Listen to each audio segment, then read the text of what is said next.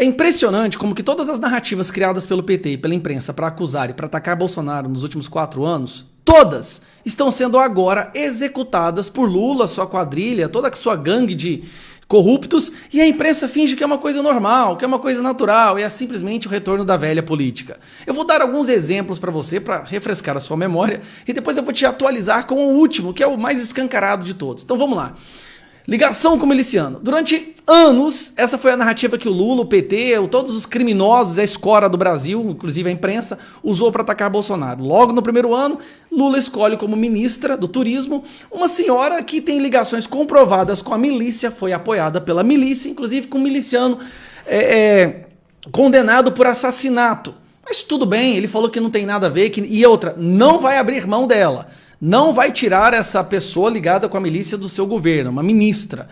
Primeira. Segunda, durante muito tempo acusando o Bolsonaro de genocídio dos indígenas, porque o Bolsonaro estava reduzindo a verba para a saúde dos indígenas, e aí nós descobrimos o seguinte: orçamento de 2023, que foi o que o Lula fez questão de empurrar a goela abaixo, aumentando o teto dos gastos, podendo gastar mais, mas decidiu que vai gastar mais, mas vai diminuir o gasto com a saúde indígena, sendo um dos menores dos últimos 10 anos. Um dos menores dos últimos 10 anos. Vamos para a próxima.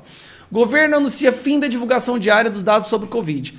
Durante todos esses últimos 2 anos, acusando o Bolsonaro de ser um genocida, porque está matando muitas pessoas, e agora?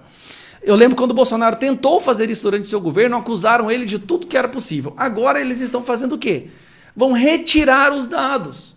Isso no momento em que as empresas aéreas estão pedindo o uso de máscaras, no momento em que está se contemplando, cogitando a possibilidade de voltar a usar máscaras em sala de aula, com mais injeções, eles querem o fim da divulgação diária sobre dados da Covid. Tem também a verba do governo Lula prevista para a prevenção de desastres, é a menor em 14 anos. Isso porque nós estamos passando por um desastre agora em São Paulo, e o Lula liberou primeiro 2 milhões, depois 7 milhões, enquanto bilhões são liberados para os milionários da lacração da cultura, como Cláudia Raia. O povo que está passando necessidade fica às mínguas. E nisso a Janja está lá sambando na cara de todo mundo, enquanto um desastre acontece no Brasil. Questão das fake news. Acusam Bolsonaro, acusaram durante todos esses anos, inclusive todos os que apoiam Bolsonaro, de fake news, mas vai lá o PT e solta uma resolução dizendo que o impeachment da Dilma foi um golpe. Isso não é nem fake news, é crime que deveria ser investigado. Mas a Rosa Weber fez questão de proteger Lula nessa produção de fake news, enquanto sua ministra vai lá para Davos falar que 120 milhões de brasileiros passam fome, e o ministro da Economia, o ministro da Fazenda, fomenta o boicote a empresas dentro do próprio país. Não podemos esquecer do caso da rachadinha, né? Nossa, a palavra que eles mais usaram para atacar Bolsonaro foi rachadinha. Aí o Lula vai e coloca como secretário de assuntos institucionais o campeão de rachadinha no Rio de Janeiro, o número 1 de rachadinha no Rio de Janeiro, foi colocado dentro do governo PT. Foi escolhido a dedo, 50 milhões em rachadinha, e o cara está dentro do governo. Agora vamos partir para nova agora. Acusaram Bolsonaro de nepotismo sempre foram para cima da família dele, mesmo seus filhos tendo sido eleitos democraticamente. Mas olha o que o governo do PT está fazendo agora. Dá uma olhada.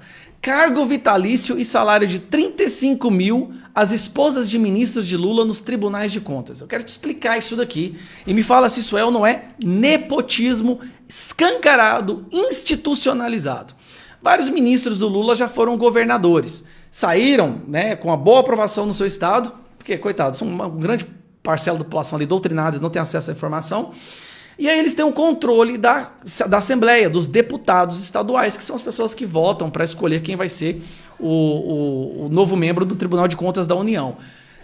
Eles estão colocando as esposas deles no TCU, Tribunal de Contas do Estado, né? E preste atenção, para ganhar 35 mil reais. Vamos dar uma olhada na matéria? Olha isso aqui. Com o apoio poderoso do marido, o ministro da Casa Civil, Rui Costa, Aline Peixoto, desponta como favorita para assumir o cargo de Tribunal de Contas dos Municípios da Bahia, TCM, né? Tribunal de Contas do município, não a TCU, desculpa, do TCU é do Brasil. A escolha está prevista para ocorrer no início de março em uma eleição da Assembleia Legislativa dominada por Rui Costa, que foi governador da Bahia por 2 mandatos até 2022 e elegeu como sucessor seu aliado Jerônimo Rodrigues, do PT.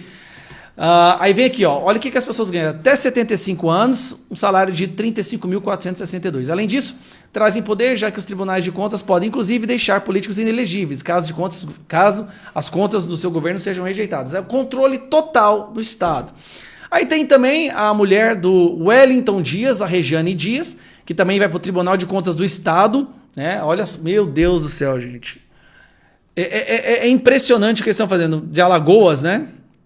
E aqui, 2 ex-governadores ministros chegaram ao governo federal com as esposas eleitas para tribunais de contas dos seus estados. No caso, o ministro de Transportes, Renan Filho, que tem a Renata Calheiros, foi eleita para deputados estaduais de Alagoas, como TCE, em dezembro, e o ministro governou Alagoas até abril do ano passado. Já Marília Goes, esposa do ministro de Desenvolvimento Regional Valdes Goes, PDT, se tornou... Cara, as esposas dos ministros do Lula, todas, curiosamente, sendo aprovadas ou sendo indicadas para o Tribunal de Contas para ganhar 35 mil e um salário de 35 mil e até os 75 anos de idade.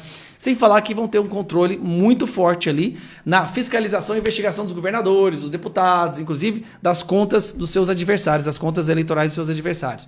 Isso é um aparelhamento completo, nepotismo, porque as pessoas têm influência na Câmara e as pessoas que elas indicam são votadas pelos deputados, que em grande parte apoiaram esse governador ou essa pessoa que foi um ex-governador.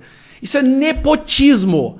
Isso é um crime sendo institucionalizado, mais uma vez, no nosso país. É o retorno do PT, galera. O retorno do PT é isso, é o retorno do crime, é o retorno da imoralidade, é o retorno do nepotismo, da rachadinha, da milícia no governo.